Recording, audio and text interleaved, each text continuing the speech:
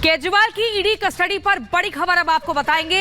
ED custody में file की अनुमति नहीं है, सरकार फाइलें लाने की अनुमति नहीं है। सीसीटीवी की निगरानी में केजरीवाल कस्टडी में दस्तखत नहीं किए गए। ईडी का कहना है आदेशों को लेकर ईडी की जांच जारी है। वकील के जरिए संदेश भेजने की जानकारी नहीं, फर्जीवाड़े की संभावना से इंकार नहीं। केजरीवाल आपको बता दें, कविता की मुलाकातों पर पूछताछ भी संभव। बड़ी खबर आपको बता रहे हैं, सरकार फाइलें लाने की अनुमति नहीं है। सरकारी फाइलें जेल के भीतर नहीं लाई जा सकती हैं। सीसीटीवी की निगरानी में है केजरीवाल। ईडी ने कहा कि कस्टडी में दस्तखत नहीं किए गए हैं। आदेशों को लेकर ईडी की जांच लगातार जारी है। वकील के जरिए संदेश भेजने की भी जानकारी गलत है। ये सब कुछ जानकारी दी गई है। एक तरफ कहा जा रहा है कि केजरीवाल चिंतित हैं, अलग अलग आदेश और निर्देश जारी कर रहे हैं। तमाम जो सवाल है वो यहाँ पर खड़े हो रहे हैं। दरअसल दिल्ली के मुख्यमंत्री अरविंद केजरीवाल ने एक बार फिर से अपने मंत्रियों को पर्चा लिखकर निर्देश जारी किया है। पहले जहां उन्होंने जल मंत्रालय को चिट्ठी लिखी थी, तो वहीं सीएम केजरीवाल ईडी की कस्टडी में जहां हैं, तो उन्होंने अब वहीं से वो सरकार चला रहे हैं, ऐसी बात निकलकर सामने आ रही है। इस बार उन्होंने स्वास्थ्य मंत्रालय को दिशा निर्देश जारी किए हैं। रिपोर्ट देखिए।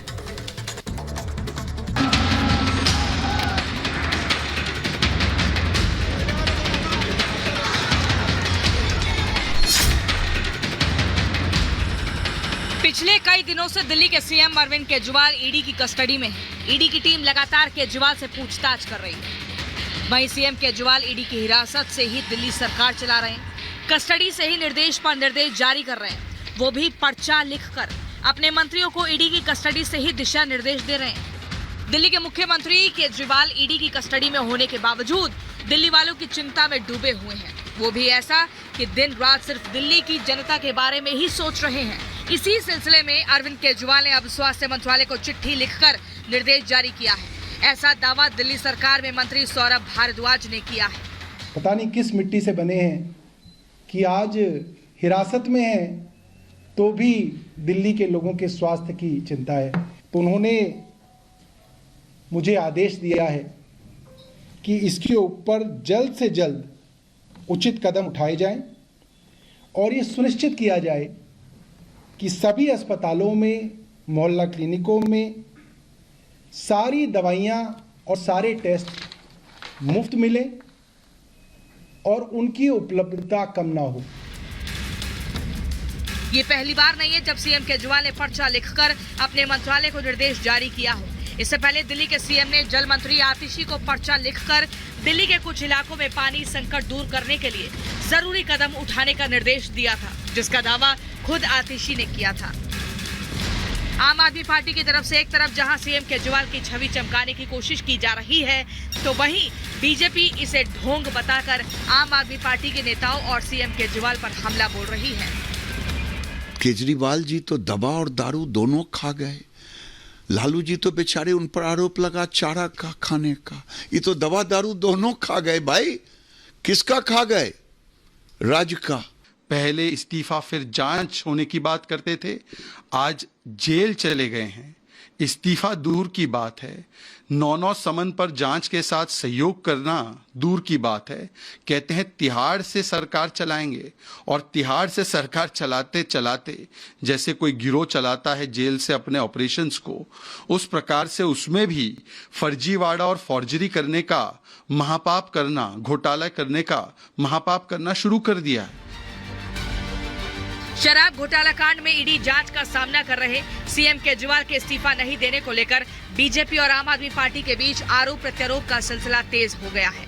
केजरीवाल के जेल के अंदर से सरकार चलाने के खिलाफ वकील विनीत जिंदल ने दिल्ली के उपराज्यपाल वीके सक्सेना से शिकायत की। उन्होंने लिखा कि केजरीवाल को ईडी ने गिरफ्तार किया है। अगर सरकारी आदमी रिमांड पर है तो उसे बिना कोर्ट के ऑर्डर बाहरी लोगों से बातचीत की इजाजत नहीं होती है।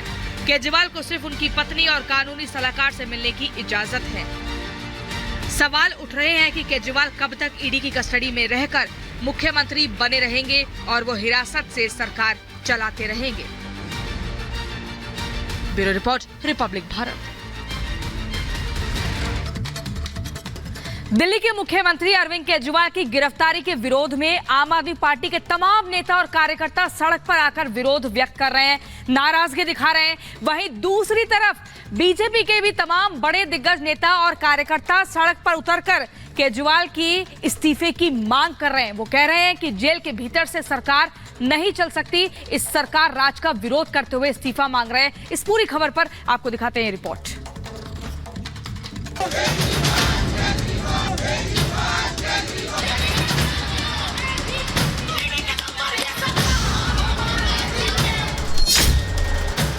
पिछले कई दिनों से दिल्ली के मुख्यमंत्री अरविंद केजरीवाल ईडी की कस्टडी में हैं। वहीं आम आदमी पार्टी के कार्यकर्ता इसी के विरोध में सड़कों पर गए, जबकि केजरीवाल के इस्तीफे को लेकर बीजेपी कार्यकर्ता भी प्रदर्शन कर रहे हैं।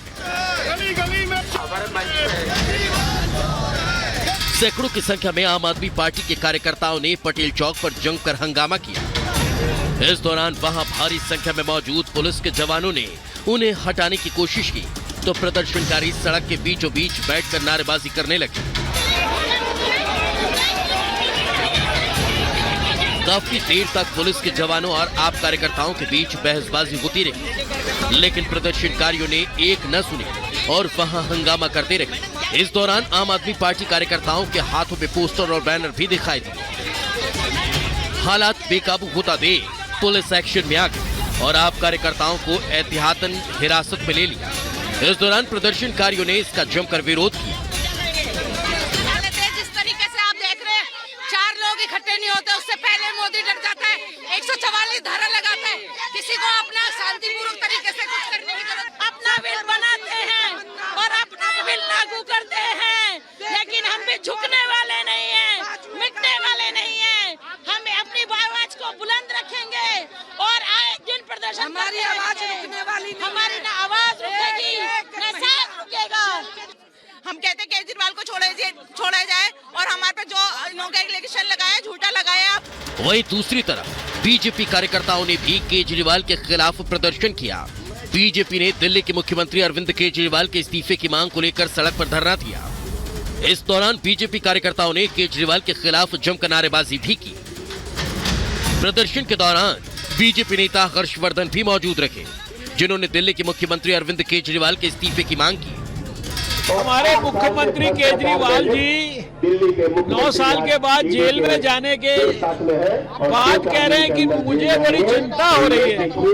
अरे 9 साल आपने ये चिंता की होती और दिल्ली की स्वास्थ्य सेवाओं को सुधारा होता, पानी की किल्लत को खत्म किया होता, तो समझ में आता। यानी कि इससे ज्यादा शायद मुझे लगता है कि किसी बात के ऊपर उनको हंसी नहीं आती। अब इस तरह की नौटंकी, इस तरह के ड्रामे करने से दिल्ली की जनता को बेवकूफ नहीं बनाया जा सकता। शराब नीति घोटाला मामले में केजरीवाल को 21 मार्च को उनकी आवाज से गिरफ्तार किया गया को निश्चय देखते हुए इंडी गठबंधन के नेताओं की निराशा, हताशा और कुंठा इस तथाकथित मोहब्बत की दुकान के अंदर से एक जहरीली जुबान के रूप में सामने आती जा रही है।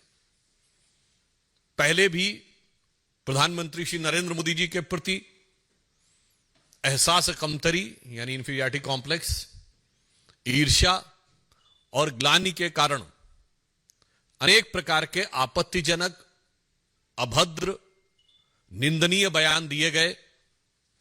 परंतु अब ऐसा प्रतीत होता है कि इस तथाकथित मोहब्बत की दुकान में सिर्फ जहरीले सामान ही नहीं है, यह किसी सियासी फरमान का हिस्सा है।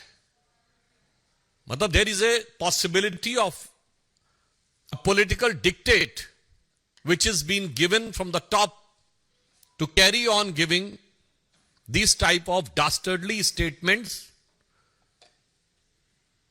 not only against Prime Minister Shri Narendra Modi ji but going to the extent of creating a divisive mindset among the people of the country। यानी अब सिर्फ प्रधानमंत्री श्री नरेंद्र मोदी जी के प्रति अवमानना और इसके बयान से आगे बढ़कर भारत के अंदर विभेदकारी, विभाजनकारी और राष्ट्र के विरोध तक जाने वाले, राष्ट्र की एकता पर आघात करने वाले बयानों तक आ गए।